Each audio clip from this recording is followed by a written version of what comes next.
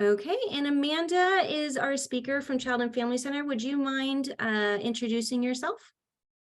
Hi, everyone. Thank you for joining us tonight. I'm Amanda Ellis. I'm a certified addiction specialist. I work here at the Child and Family Center, providing treatment to youth and adults throughout Santa Clarita that are struggling or at risk for a substance use issue. Awesome. Thank you so much for being here, everyone, all of our speakers. This night's very important to us, and we wanted to have this discussion because anyone watching the news today knows that fentanyl has just been every breaking news, it seems, today. And so we wanted just to, in light of the current, what seems to be an epidemic in terms of fentanyl, have a discussion for families and community members to be able to discuss this important topic and to be able to learn what fentanyl is. Some of us may not even know, to learn the dangers of it, and then also how to talk to our young people regarding it and help ultimately prevent overdoses, especially in light of the holiday season coming up, and especially with Halloween just on Monday. So sorry, guys, we have some people in my email who's trying to get into the meeting, so I want to share that with them real quick. But we are going to start real quick just talking through what exactly is fentanyl. Why are we here? Again, like we're saying, it's an epidemic. We're starting to see it more and more.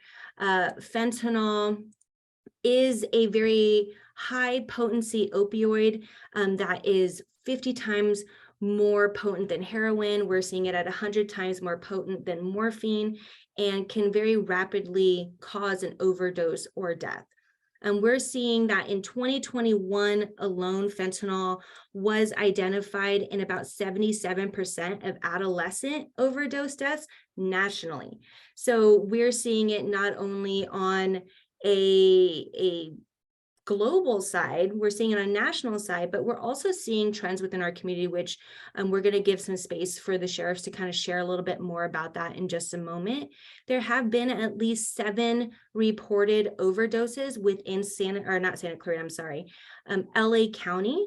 We're seeing 7 deaths, and it's kind of started with, I believe we have a picture of her on the next slide. There was a 15-year-old student in September of 2022 that was found to have experienced an overdose on her school campus. And since then, the other 7 had been reported. There are 3 non-fatal doses of ecstasy and MDMA, and that had also contained fentanyl. So we're seeing it being laced into other drugs. We saw recently the candy that was found at LAX, right?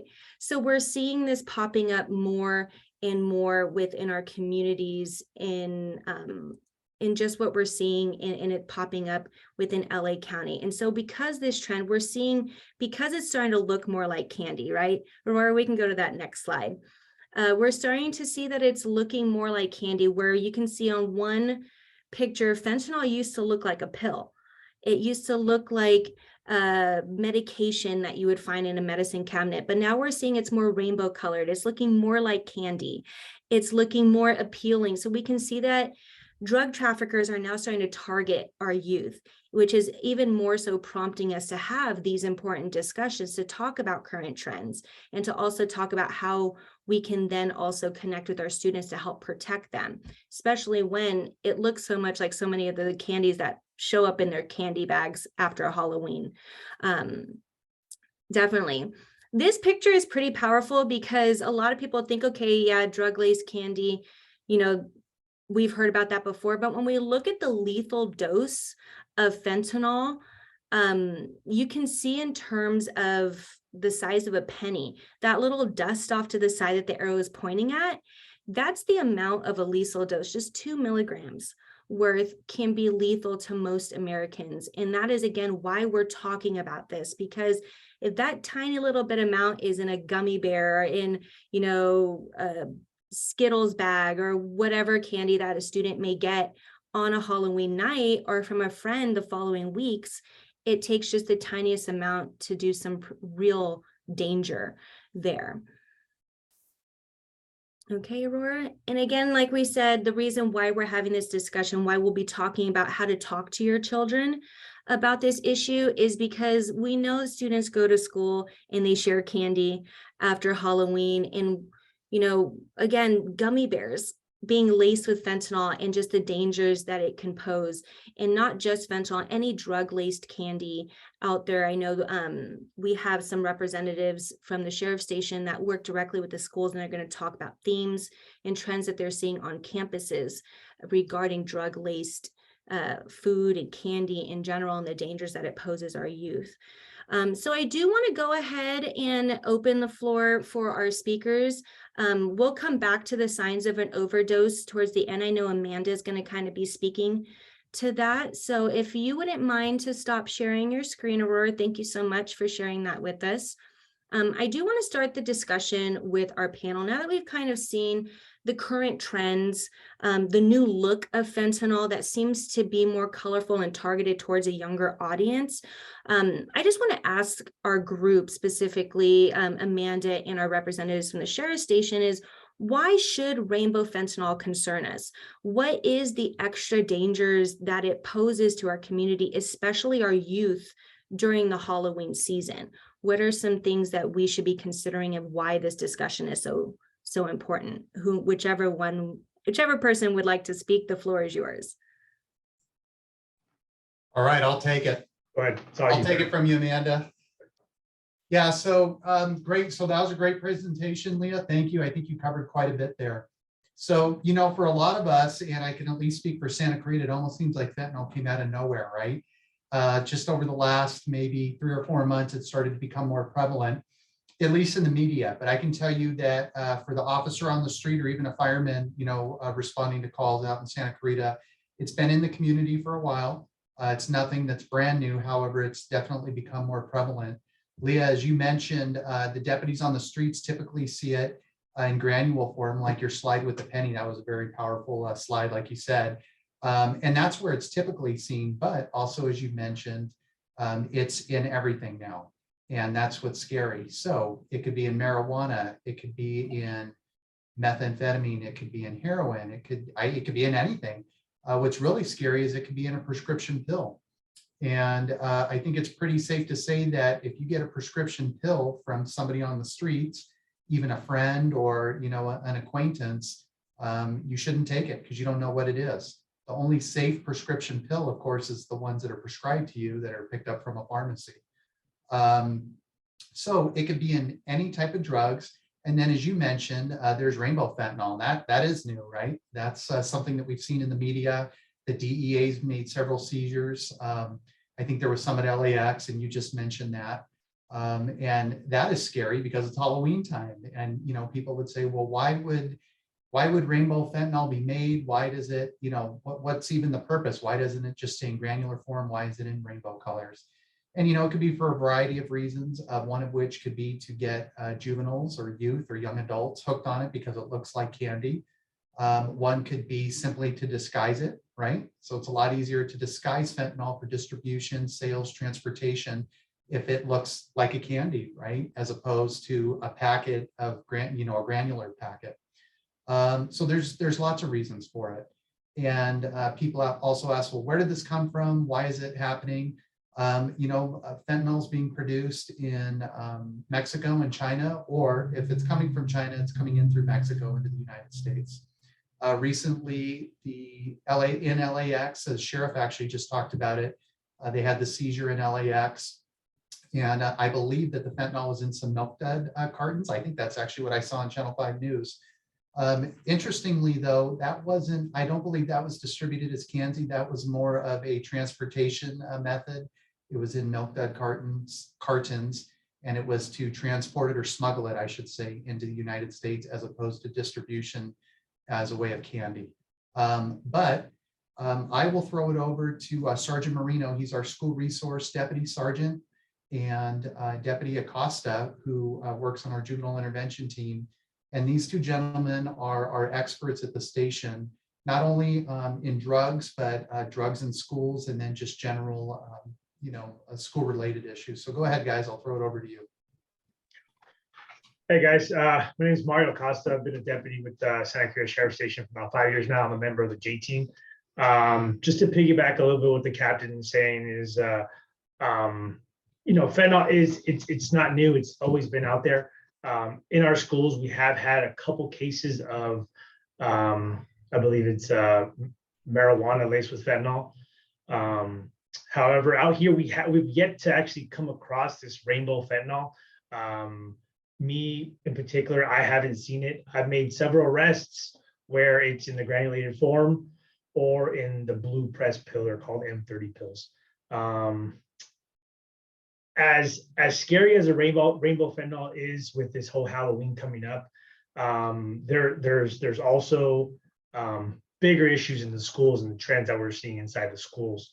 I feel like the rainbow fentanyl is also kind of taken away from the more popular drugs that are being used. We can't forget about the vape pens that are really big, THC, the shrooms, your party drugs, your LSDs. But out here, we have not come across a rainbow fentanyl at all. I'm not saying it's not real or they've taken it all off the street. It's out there, but we have not come across it yet. And I know Halloween is coming, and I know it's scary for this fentanyl to be out there, kind of resembling candy for the kids. But I mean, obviously, I would kind of monitor the candy that's being given to the children as much as possible, and just go from there. So.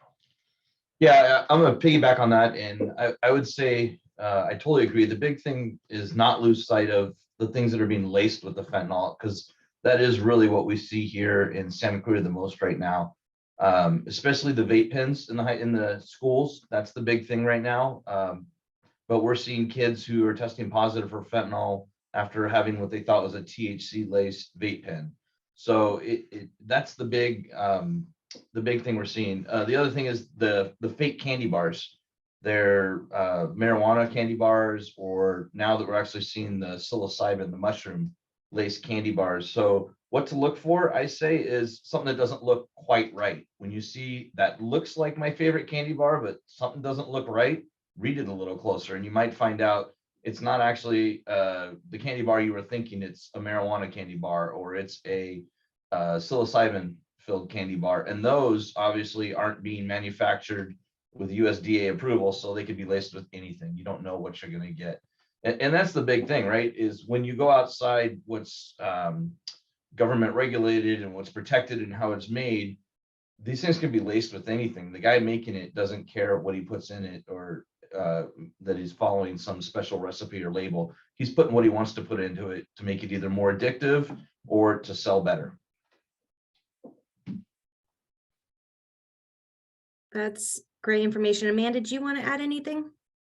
Yeah, I just wanted to share, with the candy boxes being the mode of distribution that we saw, being seized at LAX, there was another seizure that it was stored in Lego boxes, so this is the type of mode that they're using, to move these products, but not necessarily, handing it out boxes of fentanyl, in candy boxes to children. It's more of the mode of transportation to try to look like something else. But, with that being said, less than 10% of the fentanyl that's being brought in is being seized. So there's still, quite a bit of it coming into the US. And it does come down to having a open conversation with children, looking out for these pressed pills because they are everywhere right now. And not taking any medications that are not prescribed, getting straight from a pharmacy, because the pressed pills are so popular right now. And they can pretty much add anything that they want to it. When you're using this machine to make these pressed pills, you don't know what's in it. You just don't know. So. Yes, thank you so much. Such great information. Captain Diez, did you want to add to that?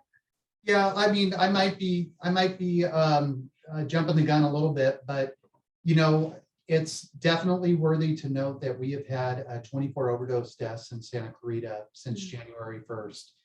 And, for those of us, I know we probably have some people that don't live in Santa Clarita on the call, but for those of us that live in Santa Clarita, sometimes we get a false sense of security. because crime is very low here. Incidence of violent crime is very low.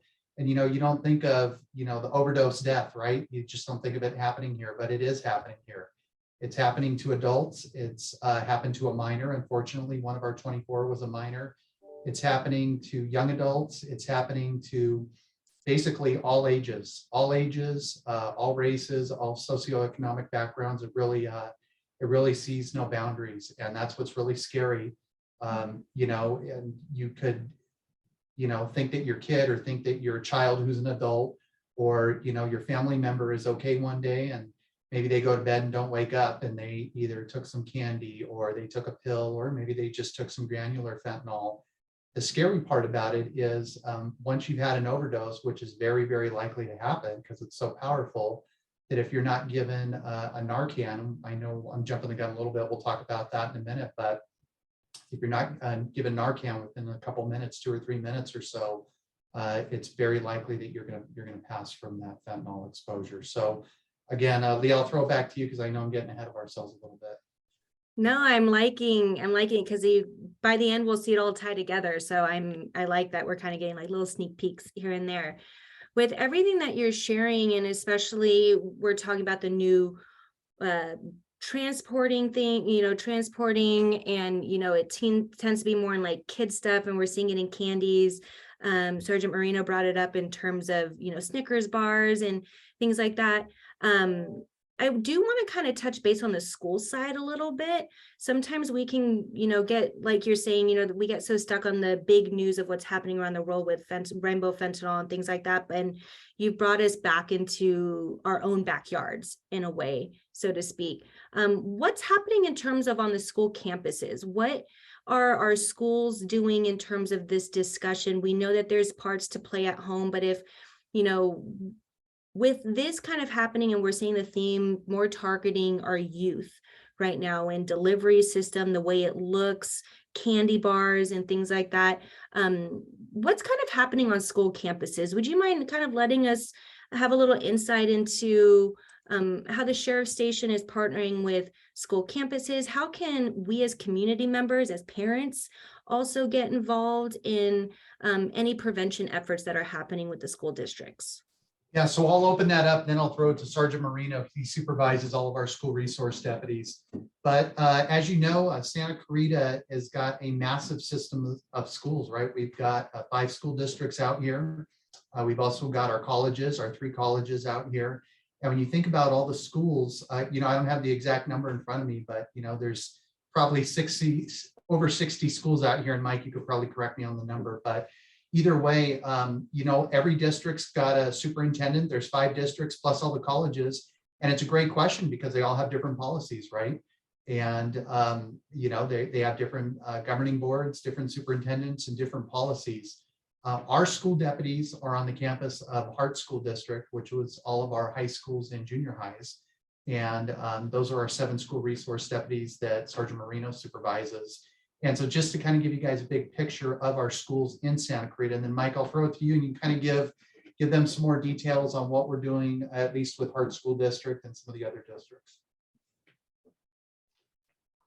Yeah, so like the captain said, our school deputies are on the Hart campuses. The first thing we're doing is we're being very proactive. They're out there walking around, watching the activities going on. They're watching the kids that are trying to stay away from other groups. They want their presence is being seen. So, right, that's the first biggest deterrent we can do is have our deputies be seen and let the kids know that the corridor that nobody ever goes down, there could be a deputy down that corridor, right? So we're going to discourage it.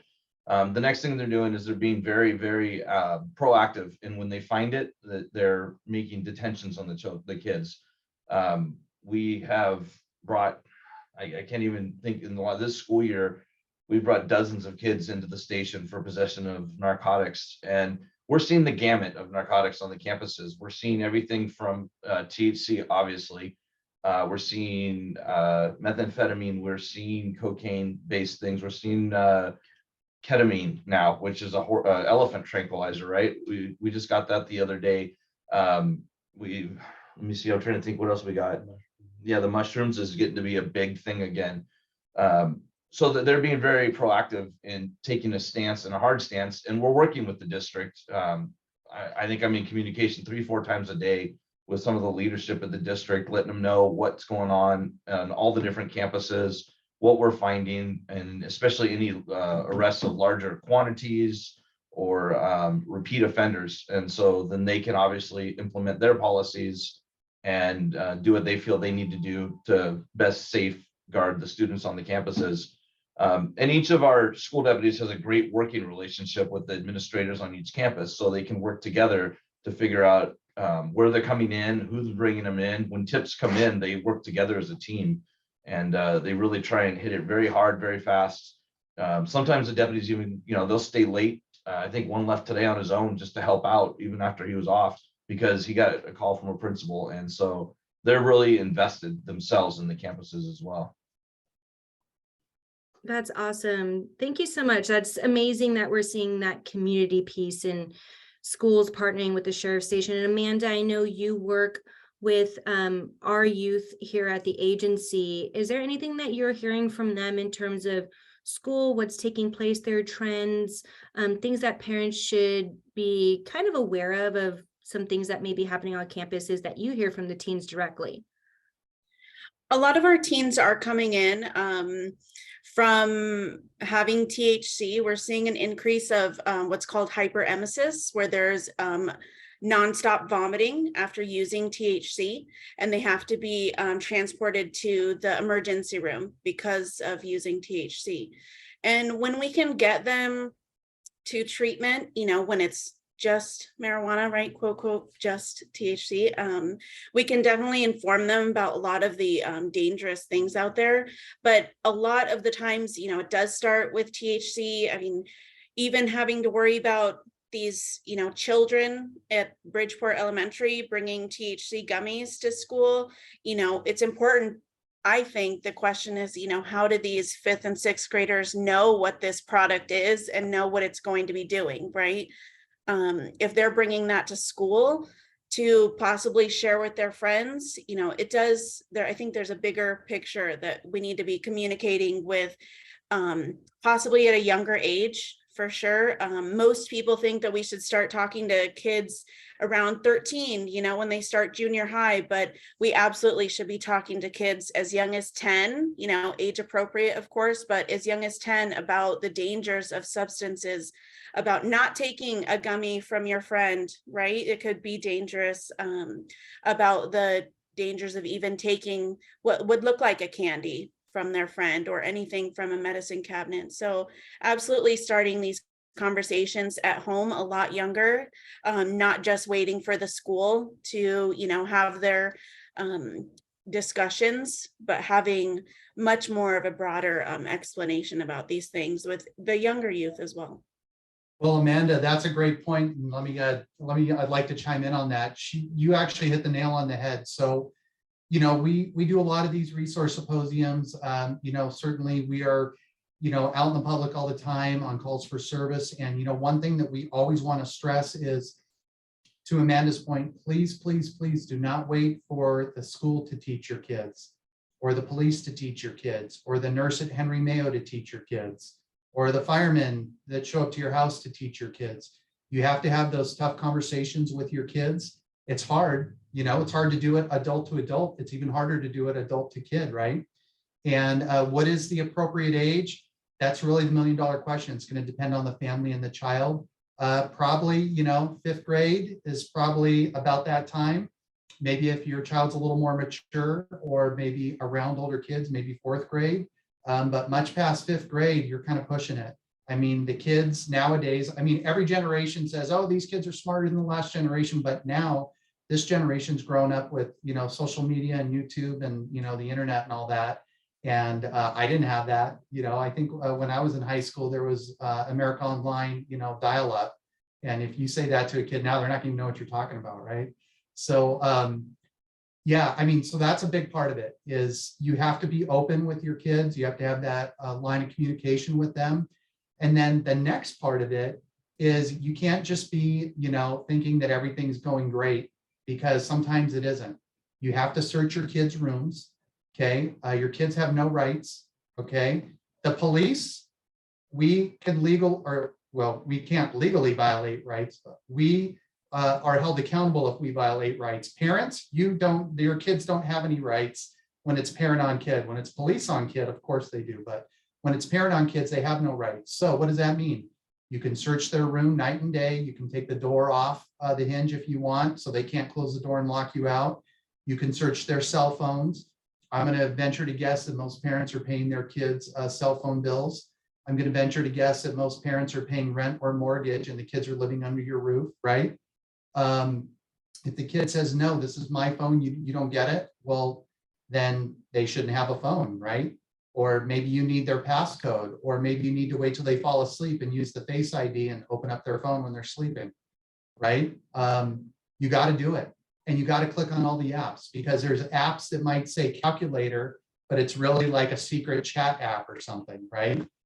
You have to be on top of your kids. You have to, because if you're not, once it gets to, you got to stop it before it becomes a problem, right? If you got an issue going on right now, you have to stop it before it becomes a problem, because once it gets to law enforcement, then then we have to we can't handle it informally. Typically, sometimes we can, but typically it's got to go through the criminal system, which obviously you don't want to do, especially for a juvenile. So we have to really, really encourage parents that you're going to have to really, really, really have hard talks with your kids, search their room, search their phones. Who are they hanging out with, right? If there's something in the back of your head that says, I don't know about that other kid, well, then that's an easy answer. Don't let them hang out with the other kid. Don't let them go to their house. When your kids are going to other people's houses, are they being supervised by the parents? Are the parents nowhere to be found? I mean, what do you not allow at your house that the other parent does allow at their house, right? Maybe you don't allow YouTube or TikTok, but your kid goes to their friend's house and their parents allow YouTube and TikTok. And what are they going to see on there? They're going to see drugs, they're going to see marijuana, they're going to see vape, they're going to see, you name it, the sky's the limit. So Amanda, great job. And you really hit the nail on the head. And I really applaud what you said. Hey, if I can piggyback real quick, Go a couple ahead. things too, based on what the Captain and Amanda said. One thing to think about, Amanda in the beginning was talking about what we've seen with the THC and the hyperactivity and stuff, is when we hear THC, we think of marijuana and we think of the 60s and 70s and everyone's calm and chill, but the concentration levels are so much higher now that that's just not the case anymore. We are sending these kids to the hospital. We've sent multiple kids have had to go to the hospital because of the effects of just marijuana, that we found nothing else laced in it. And so when we talk about THC, I don't want to downplay it. I don't want people to say, well, that's just THC. It's the gateway drug. Maybe it's the beginning step. It's a major drug that's affecting these kids, especially while they're developing. The second thing, and what the captain said, and this is more to the parents, is I have the blessing, I guess, and the curse of having to read every report that comes out of every one of our junior highs and high schools. If you want to know what your kid's doing or how they behave, read their text messages and read how they talk to one another. I've seen 13-year-olds text messages that would make a sailor blush. And so you may think your kid's the sweet, innocent kid, and then you start reading the stuff they're saying to their friends, and you're going to want to go just disappear for a little bit and think, not my child. So it's a great gateway to really get a grasp on where your kids are and how they actually are behaving. You're going to find some that, yeah, they're sweet, innocent, we love them and they're great. And if that's yours, what a blessing, but you may get a real shock too and find out, wow, I had no idea that was my kid. Yeah, that's fantastic. I love that discussion right there, the importance of that conversation, having it younger and younger. The older and older we get as parents and community members, the more and more we kind of get disconnected from the current youth culture. Myself, and I know Alejandra, who I introduced earlier, we're on the prevention side in the schools. We're talking to the students about influences and substance use and the way of trying to give them some information beforehand. And sometimes I feel like the things that I talked about was on top of trend-wise yesterday, I'm now behind the next day. So keeping on track of the trends, exactly what Sergeant Marino said, look at their text messages, look what they're following on TikTok. If they do have TikTok, look at the hashtags, search the the search bar, see what pops up, because that's kind of what we're learning is they're not going to say, hey, do you have any marijuana? They'll use emojis, they'll use codes. So even looking up for yourself, educating yourself to kind of what the trends are out there can be super helpful. Yeah, Leah, good point. And I know Deputy Acosta is actually up on those emojis and some of the secret words.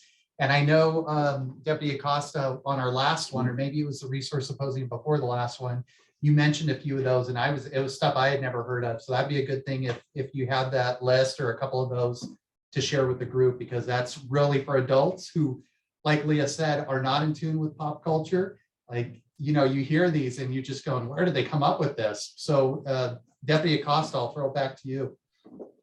All right, so I don't have the exact list in front of me, but dealing with it every day. You have fire, which is fire and pills. Technically, obviously, it's either your pressed pills or your fentanyl. Anything with ice is typically related to methamphetamine. Your mushrooms are your mushrooms. There's fish scale. Fish scale is you obviously have an emoji of a fish, and it's like a higher end form of crystal meth, more pure is what they say. Your snowball is your cocaine. And then there's emojis of a plug. A plug is more or less a terminology for a connection, a dealer. I think that's pretty much it. But with these emojis, opens up a whole new area of social media, and social media is where a lot of this stuff is actually being sold and being introduced to our younger generation. And obviously with the emojis and all that also makes it a little more appealing and attractive to them. But having the social media tracking, like Captain said, it's there. You're paying for the phone, it's theirs, yes. However, make sure you go through it. Social media is huge with the Snapchat, Instagram, Facebook, all that stuff. This is where a lot of kids are being introduced to it. They sit there and they'll stream through their phone and they'll come across all these people selling marijuana, and so on and so forth. And I know Sarge talked about vapes and THCs. When you go into I believe it's the Urban Dictionary, you type in the word knack. Knack is a word that was only used in Santa Clarita, and it's typically related to a refill for a THC cartridge. So anytime you hear the word knack, it's related to a THC cartridge, and that term is only used in the city of Santa Clarita. But yeah, if you search the web, you can find more emojis related to everything. But off the top of my head, off the ones that I've dealt with, those are the most popular. Very helpful information. I know I learned some of that from you, because like I said, by the time I catch on to one trend, it seems to be outdated the next day. But as we're kind of rounding the corner into, I know I've seen some of the chat box and some questions coming up. I do want to leave some space at the end for those. I do want to ask, what are some common tips that you have just for parents to start the conversations? What have you found to be helpful, beneficial? Maybe Amanda, if you want to go ahead and kickstart this, is as parents start to come to this moment of, I'm ready to talk to my child about this, especially with Halloween just on Monday, it can seem a little daunting to try to start that conversation, especially if you have a young child, but you want to protect them. How can you start the conversations? What are some suggestions that you have? Yeah, you should definitely talk to them before their exposure to any substances, right? You want your voice to be the one that they hear when someone offers them a substance. You want your voice to be the one that they're replaying in their head. Like, hey, my mom, my dad told me about vaping, marijuana, this alcohol, and maybe I shouldn't do that. You should ask them questions. A lot of the terminology, like with the NACs and things like that, from my teen clients that were coming into treatment, they were teaching me about it, so your teen knows a lot more. If they're going to public school, they know a lot more than you think. But having open and honest conversations with them, asking open-ended questions, If they come to you wanting to talk about alcohol, any substance, don't shut them down, make time to have those conversations. Because if we do shut them down in the moment, they may not feel comfortable to come ask you about those things again. So one thing that I like to do is, instead of asking, how was your day? How was school? Did you learn anything today? Ask, who did you sit with at lunch? Who's the first person that you meet up with in the morning? What are your friends' names? I'm far less concerned about what they, did or didn't learn in school, because I'll hear that from their teacher. I want to know what they're doing at brunch. I want to know what they're doing at lunch, what their friends' names are, where they're going after school if they take the bus. We're trying to get to, who they're spending their time with and what they're doing. It's far more important than, asking the question, how was your day? Good. Did you learn anything? No, it was boring, right? Asking, what their friends' names are, who'd you spend time with, what'd you do at lunch? I think you're going to get a lot more of the communication that you want from them. That's excellent. I know that that's something that I have heard from parents that they found to be helpful with starting these hard conversations, is taking the lead from your child, taking the lead from them, allowing them to kind of steer the conversation is helpful, versus come sit down next to me. I want to talk to you about this. And we're going to talk about, like, coming with an agenda, but making them very much part of the conversation. Like, hey, I noticed you had these text messages on your phone. Can you explain to me kind of what these emojis mean? Because I've never seen them, and you can teach me something. Allowing them to immerse you into their culture, you've now opened the door for communication too. So Amanda, thank you for sharing that with us. And then Captain and Sergeants, I don't know if you had anything else you wanted to add. Yeah, I mean, I would certainly like to talk about Narcan. I don't know if that's on our agenda. I did, I saw it on the flyer. I don't know if I'm jumping the gun a little bit, but that's the big question on everybody's mind. So take it away. Okay, so Narcan, I could tell you that Santa Clarita Sheriff's Station started carrying Narcan, or the deputies here started carrying Narcan in 2018. If I remember correctly, I think we were the pilot station out of 23 sheriff stations to start doing that. Since 2018, we have Narcan dozens and dozens of people, although I don't have the exact, the exact number. But ultimately what happens is, if you overdose on an opioid, it could be heroin, it could be fentanyl, or anything, anything laced with fentanyl. You probably have a minute or two, maybe three, to save somebody's life with Narcan. So what Narcan is it comes in a 2-pack. It's a nasal spray, super simple to administer, and you could save somebody's life. And our deputies here, and I'm sure many hospital staff, many firemen, many police officers around the country are been doing this around the clock for probably the last few years now, and it's becoming ever increasing. We've had deputies here that have been exposed to fentanyl that have had to be Narcaned, and certainly deputies and police officers around the county. So where do you get Narcan, and what is it? Well, I did a Google search last week, interestingly enough, and a lot of places were sold out of it. You can get it over the counter. I forget what website I was on last week when I found it, but it was $180, actually expensive. And I think it's appeared to be supply and demand because everybody was out of it. But CVS Pharmacy had it advertised, but they were out of stock. You can get it over the counter. I've been told that some insurances do cover it. I don't know what a copay would be, or I don't know how much insurance would cover. But then you ask yourself, well, what entities have Narcan? Do schools have it? Do daycares have it? Do libraries have it? Do the police have it? Well, I can answer for us.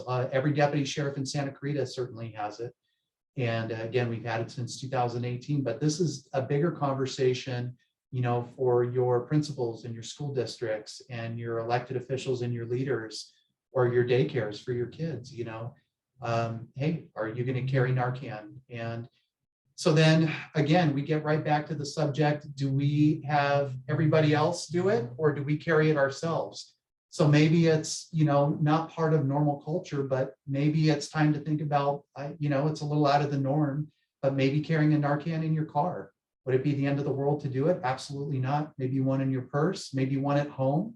I mean, you never know. It may not be your family, but what if you had a party and somebody, took what they thought was a, some sort of pill for whatever reason and overdosed. So, once you see the signs and symptoms of it, it's very easy to administer. In California, you're covered under the Good Samaritan law. So even if you Narcan somebody and it doesn't quite go as planned, one way or the other, you're certainly covered legally under the Good Samaritan law. And then even better, if you were to administer Narcan to somebody who is not under the influence, not having an overdose, then it won't hurt them. So for example, if Sergeant Marino was to walk over and administer Narcan to me right now, I'm not under the influence, and it wouldn't hurt me at all.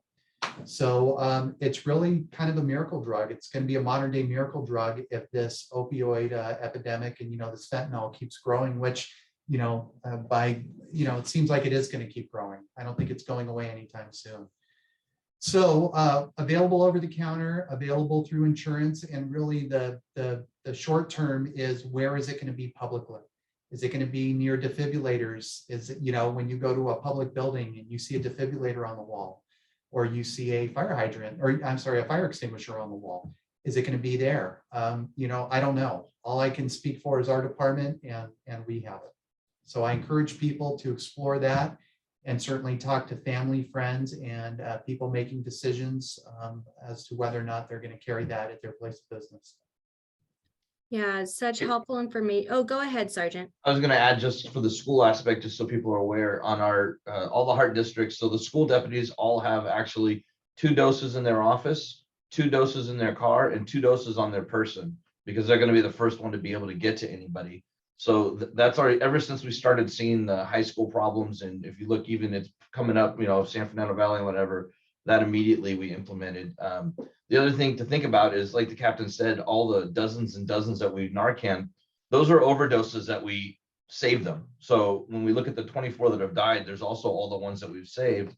And what Deputy Acosta, I'm sure, can tell you, and I've seen as well from when we're working patrol, is these people, they have their own Narcan. So the people who are using fentanyl, or knowingly, more than the people who use something that they didn't know was laced with it, they're Narcanning each other because they carry it with themselves, because they've seen the effects of it. They've seen their friends overdose, so they even know what to do. So the overdoses, 24 deaths, but then you have to think of all the ones that we've saved with Narcan. And that brings up, oh, go ahead, Captain. Oh, I'm sorry. Just to piggyback off that, we did a parent resource symposium with the Saugus Union School District a few nights ago. And, there was a time for question and answer, and one gal came up and basically said, this isn't an overdose. People are being poisoned. And, she was right. And it actually kind of sparked a conversation. We're really talking about 2 different things. You've got people that are addicted to drugs, right? Maybe addicted to fentanyl or drugs laced with fentanyl, and they are accidentally overdosing. Okay, so they're not overdosing on purpose, more than likely, because that would be a suicide, right? So they're accidentally overdosing. Okay, so we understand that aspect of it. But then there's an aspect of being poisoned, which is really, we didn't use that term, but that's really what you talked about, Leah, when you opened up with the rainbow fentanyl. If fentanyl is being disguised as a candy, or it's even being put in a pill or any other drugs where the user thinks they're taking a prescription pill or some sort of other illicit drug that is not going to kill them, then obviously they're being poisoned. We're talking about 2 completely different things. So what I want our viewers and what I want our residents to know is Sheriff Villanueva, starting July 1st through our Narcotics Bureau, started an overdose response team. So ultimately, throughout the county, so we have 23 sheriff stations throughout LA County, Santa Clarita just being one of them. If there is an overdose death, Sheriff Villanueva has put together a task force through our Narcotics Bureau that will actually respond to that death, do the complete investigation, determine where that came from, and certainly in a perfect world, go after that supplier of that fentanyl. So again, I want people to kind of understand that there's a poisoning, right? And then there's an overdose. So two different things to differentiate and to realize what's going on in LA County. Excellent points. I know Aurora created a great image for us to be able to see what an overdose looks like. I've been kind of keeping a quick little eye on the chat, just kind of seeing things popping up. And I know Alejandra is working on getting all those questions kind of compiled, and we'll bring those out at the end. But Amanda, I was wondering if you can take us through what that overdose looks like. And then I did see an important question come through of how do you then administer naloxone? We also have an image of what that looks like too, so that way our attendees can see what it looks like, but also have a diagram to see what are some warning signs that someone may be experiencing an overdose too. So Aurora, if you wouldn't mind sharing your screen, Amanda, if you can kind of talk us through that, that would be helpful. And then we'll kind of allow that to transition us into our Q&A portion. Great. So a suspected overdose can look like a person is limp, like you come across them and they're limp or passed out, weak or shallow breathing, clamminess, choking and gurgling. You know, their eyes can be small, pinpoint, definitely discoloration could be from lack of oxygen to the brain. And if you suspect that somebody is overdosing, you would want to administer the Narcan. It is a nasal spray, so you would put it into their nose as soon as you possibly can. And it should work within just, a few seconds. Sometimes you have to give them a second dose, and that's why they come with two. Really important to have that other one. And you should call 911 right away. Having an overdose is extremely difficult on the body. There could be lasting effects from that. Unfortunately, we have seen people that have overdosed multiple times in their life, but the lack of oxygen to the brain, it is really important that they at least get checked out by medical professionals. And if you do see any powders, any pills around them, try not to, touch them, use like a gloved hand, try to put them in a bag, something like that, because you don't want to accidentally, breathe in any of the powder that might be coming from the pills and cause, yourself to overdose as well. So if there are any powders or pills around them, you do want to be careful handling those substances also. Yeah, those are all great points, Amanda. And, you see on the slide, there's actually 6 signs of overdose. I can tell you that the most common one, at least for our experience out here, is a loss of consciousness. So we'll get those overdose calls and it'll say that somebody's passed out. That's how the call will come in, passed out in a car or lost conscious on the sidewalk or something like that. I mean, that's going to be your most common thing. And if you think about it, your most common sign of overdose. If you think about it, your average person doesn't just lose consciousness, right? Or just pass out. Maybe if somebody's got major medical problems, they might do that, but it's so rare. So, I mean, ultimately, if you're a betting person, if you're at a party or you're at an event or you're, at a seminar or whatever, you're at a concert and somebody is passed out, I mean, it's probably safe to say that they need to be Narcaned. And again, if they're passed out for a reason other than overdose and you Narcan them, you're not going to hurt them at all, and you're covered by that Good Samaritan law. So certainly a worthy thing to have is that Narcan. And I do want to be able to see what it looks like. Aurora, if you can go to that next slide for us, just so our attendees can see what naloxone. So it looks like a little nasal spray. So I know we had some questions coming in. What does it look like? We talked a little bit where we can get it, how to administer it. It is really simple like a nasal spray that you would give for allergies. It's the same concept. So we did want to allow you the opportunity to be able to see it now that Amanda's kind of explained how you would administer it. And Captain Diez has shared, there's no risk even if it's not an overdose, it's not going to harm them.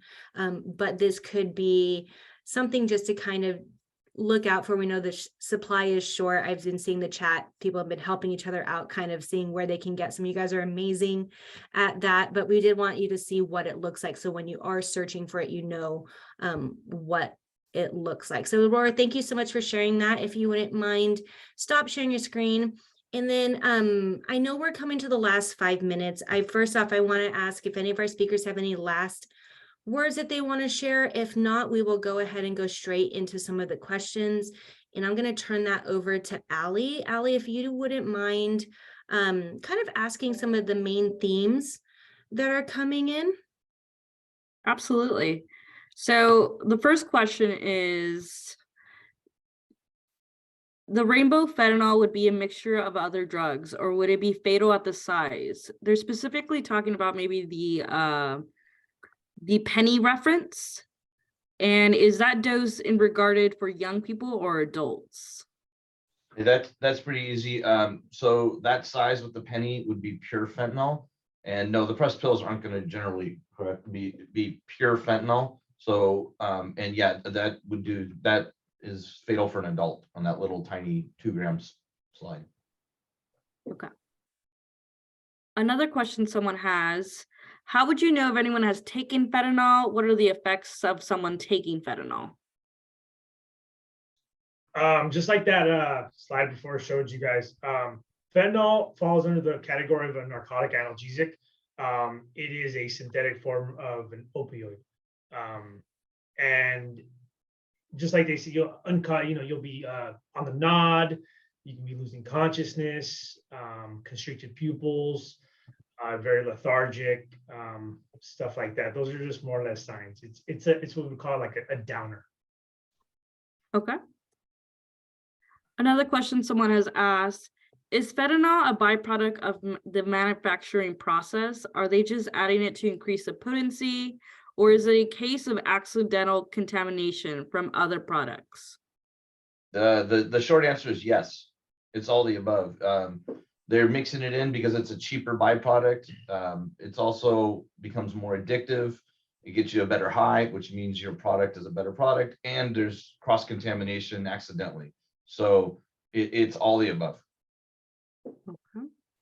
Kind of continuing on that thought, then someone asked, what is the point of fentanyl if it causes death for the supplier and the buyer?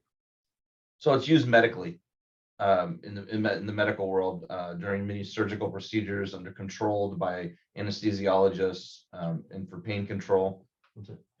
So yeah, so there are good medical reasons for it, but obviously not to be taken in pure form, uncontrolled, and that's when you overdose. Okay. I think probably that person was kind of asking, and I often wonder this as well, is what's the benefit of creating a situation where your customers are going to die and not be repeat customers? if your goal is to try and sell drugs and make money off of it.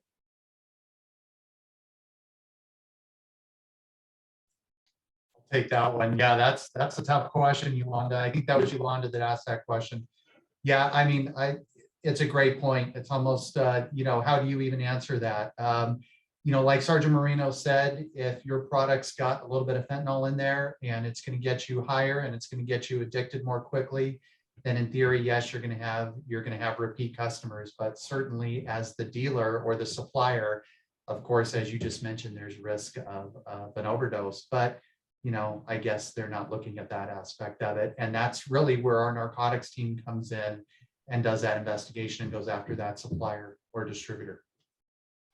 I'll add to that. We were asking earlier, and I'll add this now, about trends we're seeing. One of the trends that's just starting to pop up a little bit is mystery vape, they're calling it. And so we ask, why would someone do something that would be harmful? Why would the dealer do something harmful? Well, because sometimes the buyer wants that mystery too. So even in the high schools and stuff, we're starting to see where you buy a vape pen and it's a little bit more, but you don't know what you're getting. So you could just get tobacco, nicotine, you could get THC, you could get cocaine, or you could get fentanyl. So, I mean, why would someone do that? That's Russian roulette, but they're doing it because there's a mystery to it. There's intrigue to it.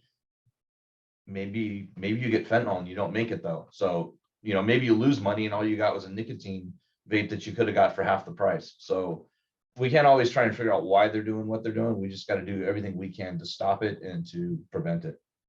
Mm-hmm.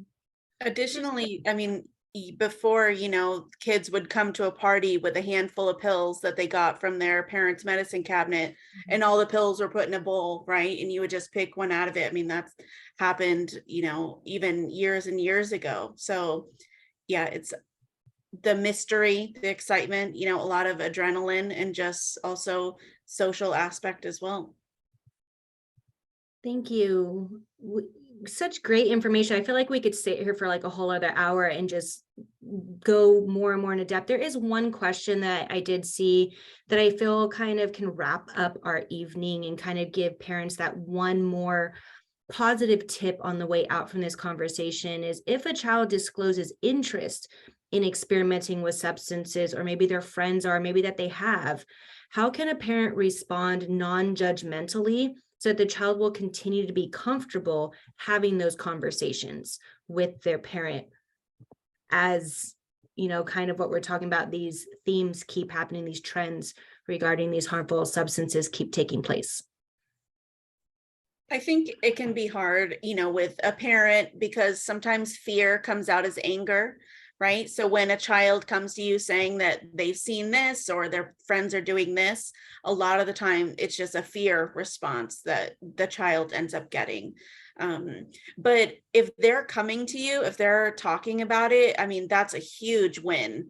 If they're asking questions about this, we need to, you know, control our face, right? Take a deep breath and just really provide the information that they need. Because at that point, we have to be in control of ourselves and be able to provide this to them, because it could save their life. Providing this information to your child and their friends too, you know, it could save their life for sure. So asking these open-ended questions, referring them to treatment if they need, you know, bringing them to some of these teen groups that we have in Santa Clarita, and you know, just getting all of the information that you can to be informed as possible to provide it to your children. Yes, absolutely. Thank you, Amanda, so much.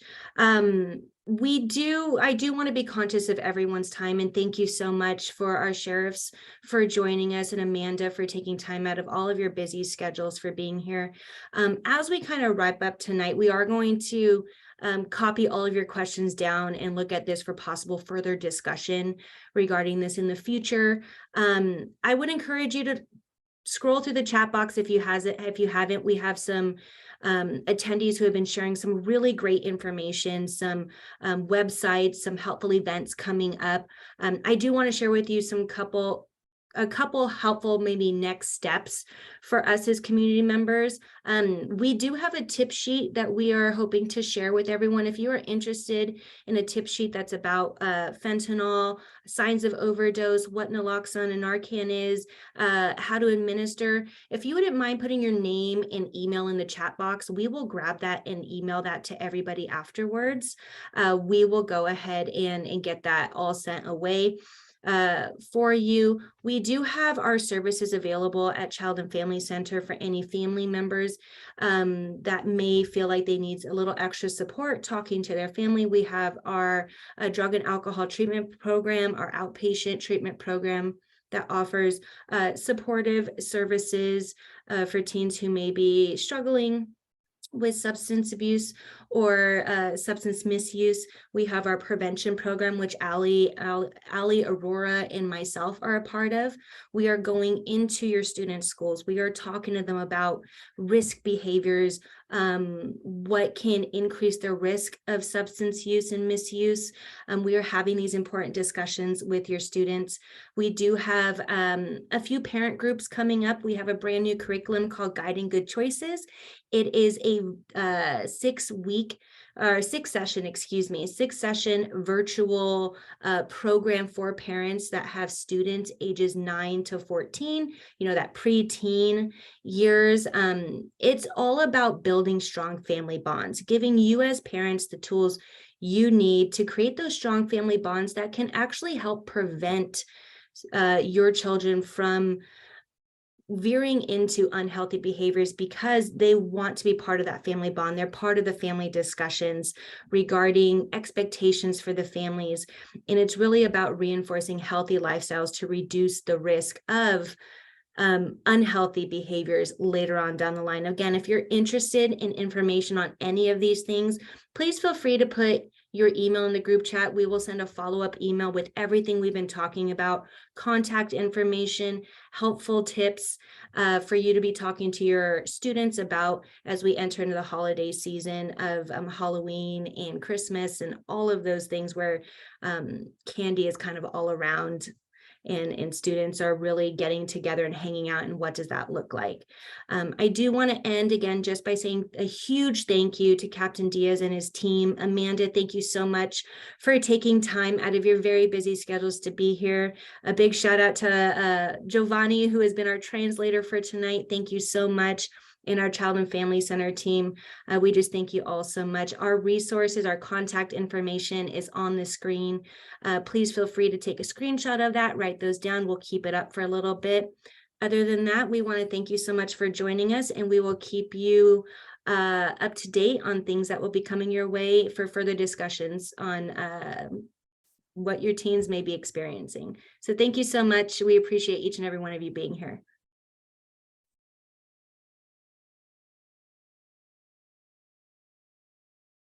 And we are recording tonight. We will be posting that on our YouTube channel.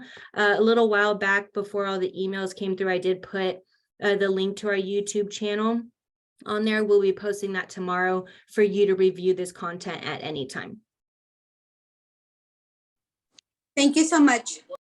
Thank you.